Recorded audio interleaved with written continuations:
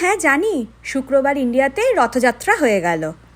কিন্তু কি করব বলুন, এখানে তো আর বকুলতলা নেই যে রথের মেলার ভিড় হবে। এখানে যেটা আছে সেটা হচ্ছে প্যাটেল ব্রাদার্স, আর প্যাটেল ব্রাদার্সের শুক্রবারে বিকেলে রথের মেলার মতো ভিড় না হলেও ভালোই ভিড় হয়। কারণটা একবার দেখাই চলুন। কারণটা হলো এই দোকানের স্ন্যাক্স কাউন্টারটা। কারণ এখানে যে স্ন্যাক্সগুলো বিক্রি হয় একটাও ফ্রোজেন নয়, সবকটা আইটেমই ভেতরে তৈরি হয়, তারপর ইন্ডিয়ার মতো কাচের শোকেসে ওনারা সাজিয়ে বিক্রি করেন।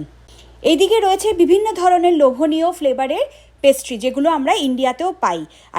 আর এদিকে রয়েছে বিভিন্ন ধরনের চিপস, সিঙ্গারা, প্যাটিস, রোল, আরও বিভিন্ন ধরনের লোভনীয় সব স্ন্যাক্স। কাজু, বাদাম, মটর দিয়ে বিভিন্ন ধরনের চটপটা মুখরোচক স্ন্যাক্স, চানাচুর, কি না পাবেন না এইখানে। এগুলো ছাড়াও আপনি এখানে পেয়ে যাবেন ইন্ডিয়ানদের সব থেকে প্রিয় আরেকটা আইটেম, সেটা হচ্ছে চা। এখানকার চা কিন্তু অসাধারণ খেতে হয়। এই দোকানটিতে বাজার করতে এসে ইন্ডিয়ানদের দুটো কাজই হয়ে যায়, বাজার করাও হয়ে যায়, আবার বিকেলের চা স্ন্যাক্সও খাওয়া হয়ে যায়। বলতে পারেন রথ দেখার কলা বেচা একসাথেই হয়ে যায়। আর যেহেতু রথ, আমিই বা জিলিপি খাওয়া থেকে বাদ যাই কেন বলুন? তাই জয় জগন্নাথ বলে আমিও একটা কিন্তু জিলিপি টেস্ট করে নিলাম, বেশ ভালোই ছিল কিন্তু। টাটা।